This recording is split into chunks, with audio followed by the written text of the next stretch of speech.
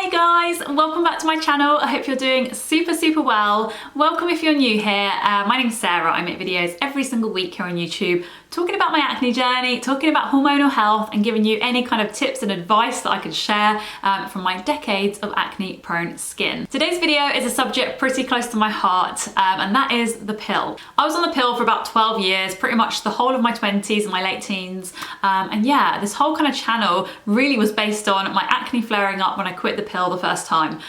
So yeah, I've got a few videos talking about that, my whole pill experience, and I think I've got a video talking about how I came off the pill the second time and how I prevented my skin from flaring up. So if you're interested in those videos, I'll link them up here and in the description bar below. But today's video is going to be all the things I wish I knew before I started the pill. I guess this video is directed to my 16-year-old self because before I started the pill, I honestly knew nothing about it. I was prescribed it by my GP and was told it would help my skin. And they probably won't be things you've heard of before. So the first thing I wish I knew was that the pill actually can really mess up your gut microbiome. So you have good friendly bacteria and you also have not so good friendly bacteria. And you really need like a strong amount of friendly bacteria in your digestive tract to really help you break down food, to help you metabolize food, and generally just have a good digestive health. I'm sure lots of this you already know if you're interested in your health, if you're interested in acne and how to get rid of it.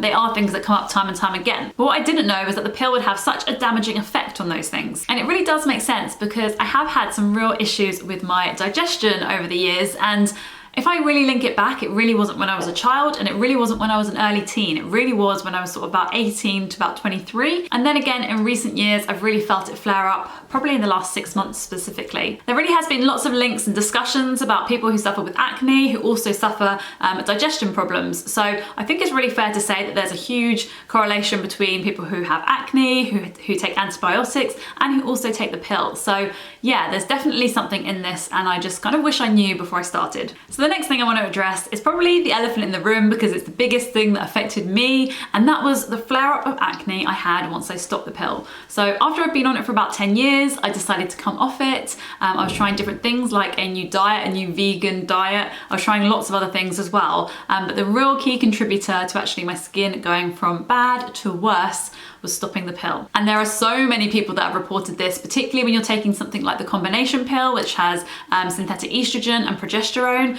Also the progesterone in most combination pills that help acne really decreases the amount of androgens, and androgens play a huge factor in creating acne if you have an excess of them. So yeah, for me, stopping that, really cutting out that synthetic progesterone, which was helping balance my androgens out, just made my skin flare up so badly. Like I was super oily, so many clogged pores, and just so much cystic acne. If you haven't seen any of my videos before discussing this, then I'll put a photo up now, but I have plenty of videos talking all about this, so check out the description box below. So yeah, I really wish the doctor had told me at the time that yes, taking the pill might help my skin, but coming off it would be a totally different story. So the next thing I wish my 16-year-old self had known before starting the pill was that the period that you have whilst on the pill is definitely not a period. So just to clarify, I know we've all done this at school and we all understand, but just to recap, your body ovulates, and then when your egg is not fertilized, your womb lining is shedded, and yes, you have a period. However, you really need to ovulate in order to have a period, and if you are on the pill, you are not ovulating. So when you're on the pill and you stop taking the pill for that week break, the drop in synthetic hormones signals to your body that it's time to have a breakthrough bleed, and that is why you bleed for that week, just like you would a normal period. But yeah, this time it's not created by your natural cycle, and it definitely isn't because you have ovulated and your body is releasing that. So the next thing that I learned after stopping the pill, which I think is super interesting and I really wish I'd known, is that the pill can deplete your ability to absorb vitamin B6 and vitamin B12. This is huge because obviously we need to be absorbing B vitamins in order to metabolize fats, proteins, carbohydrates, and there's a ton of other things that they do in terms of our energy levels.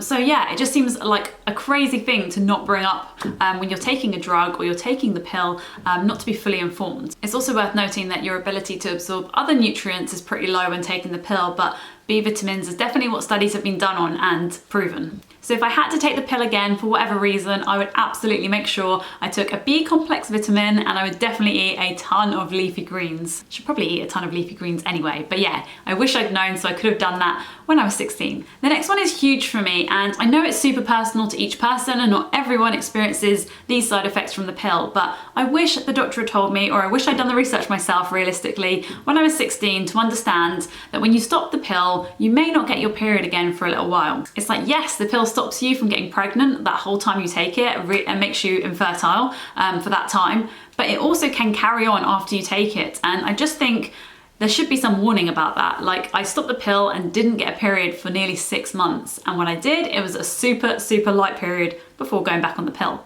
And I think for anybody going through something like amenorrhea where you lose your period, it is really scary. Like, you just wish that your body was working properly. And yeah, for me, it was probably one of the biggest things. That, and obviously the acne. I just felt like the pill had completely destroyed me, and it was not a good feeling. However, if you're warned about this before you go on the pill, then maybe when you stop the pill and you don't have your period straight away, you're not gonna worry so much. I've mentioned this in a few other videos, but when I stopped the pill the second time, I got my period back exactly a month after my last breakthrough bleed. And the way I did this was actually by weaning off the pill, which was not something suggested by doctors, and I would absolutely do your own research if you want to do this. But essentially, I stopped taking the pill on Mondays. The next month was Mondays and Thursdays, then Mondays, Thursdays and Sundays, and so on until I was down to about 2 days in the week. And then, yeah, I just completely stopped. And for me, this worked so well. I got a period exactly a month after, and 2 years and I don't know how many months later, I'm still getting a regular period. I've never missed a period.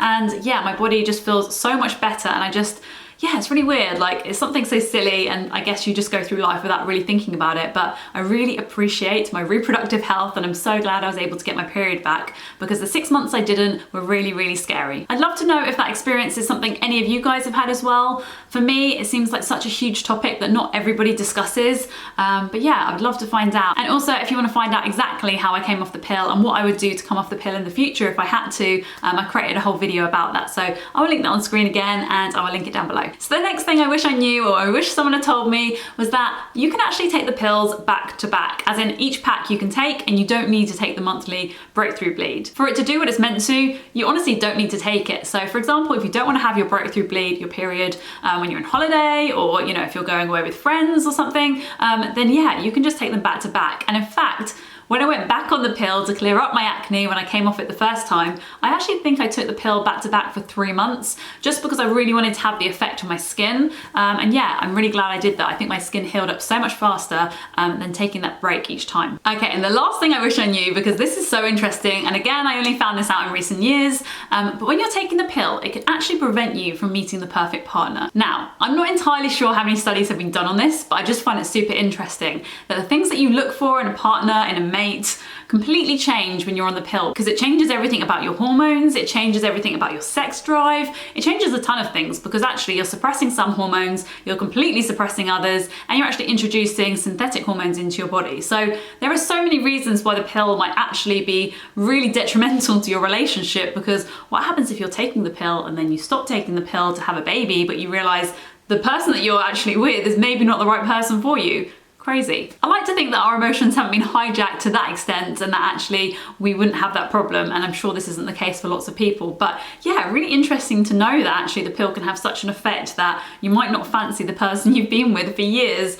just because you've come off the pill. I've explained some of my experience with the pill during this video, but in fact, if you want to find out exactly what happened, how I actually managed to come off the pill and not break out for the second time, and all the things that happened in between, because honestly, it has been a journey, then click the video below and I will see you over there. So firstly, I just want to point out that I was on 2 birth control pills over the 10 years, obviously not at the same time, but the first one I was on was called Dianette, which I think is called Diane in some countries, so correct me if I'm wrong. And the second one was Yasmin, or Yaz as it's sometimes known.